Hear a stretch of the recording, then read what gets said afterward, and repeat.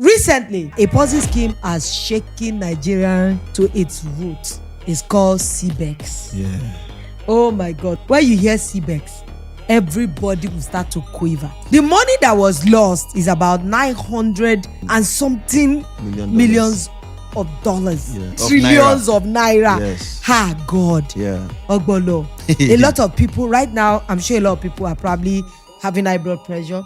Some don't feel get stroke. In fact, some of you don't die. Some of you don't collect a jaw. Some of you don't sell their house.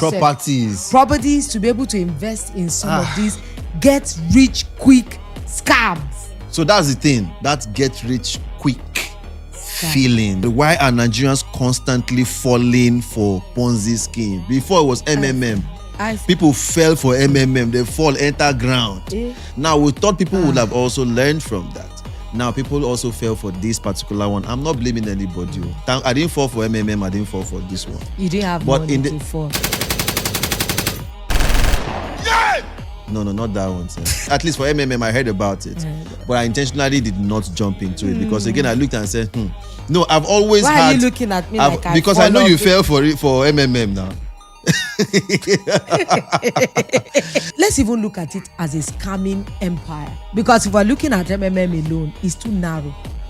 There are all sorts of scams that is being perpetrated on a daily basis. If we want to look at those and ones. A lot of banks are keeping quiet. I hear allegedly that so many hackers are getting opportunities to break into banks. Because some of them also collaborate with bank staff. Some of these banks, most of the time, they will have a person inside the bank that joins them to do these things. So for you to even banks are scamming people. Telecommunication companies are scamming people. Do you know how much I drown in data purchase these days? Yeah. Buying data, it runs into thousands of naira on a daily basis, and you're wondering that but this scamming thing that we're talking about, you find out that the people that are the faces of these things, they are not so old though. They are actually young people. Young people, yes. If course. They investigate very thoroughly. Yeah. And this scam enterprise, when we talk Yahoo, it's like a school. You hear things like Hustle Kingdom, where boys go to learn the art of scamming and fraud. I just wish our society was good enough that every hard work everybody puts in, you see the reward. If we're living in a country where the country is working for you, this lure will reduce. If you go home every day to a low light situation, do you know the amount of depression that comes upon you? Then you look across your house, you see a neighbor that has solar panels all over his roof. Don't you know it makes you have this thing Yoruba will call arojile? You will start to think and depression will come upon you. And at that material moment, if somebody offers you a scam, looking at your neighbor's house, even the most righteous of us might fall. That at least for now, this will just solve my light problem. Imagine that scam worked and you were able to replicate the solar panels that your neighbor has. What does that do for you? It actually reinforces the behavior.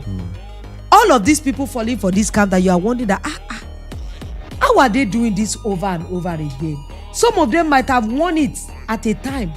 So it reinforces the behavior without people knowing. A lot of people don't know that gambling is an addiction. It's an addiction, of course. A lot of people don't know. They see it as fun. It starts as fun.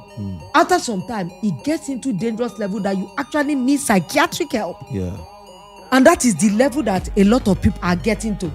Everybody just has this mentality of, I will make it before it scatters. It's psychological.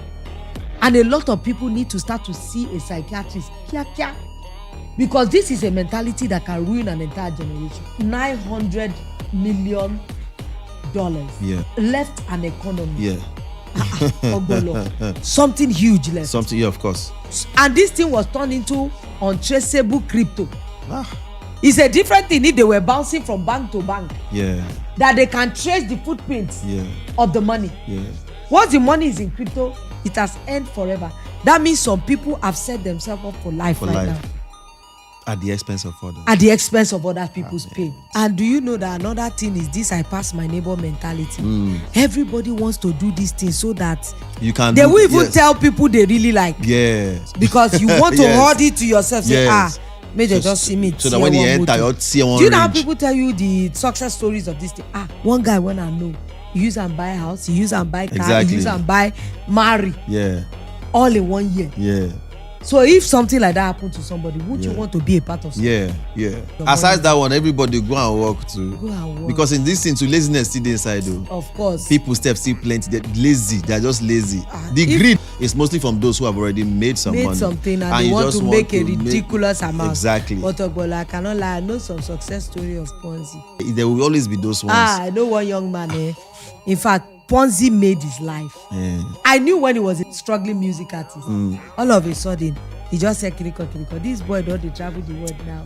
Just as there are Yahoo boys who have also made money and today have used the money to go and set up themselves for life. The end of everything, is vanity. But some go see say the end, they didn't see it in this life. They were rich till they died. But do you know some of those things are ironic? I know somebody that did bad scam, illegal. He lived to a ripe old age. No, you see, the way life is. The way life is that everything is not going to look like and the way you are expecting. And they inherited the money. Why say evil people they last longer past What good are we people? saying?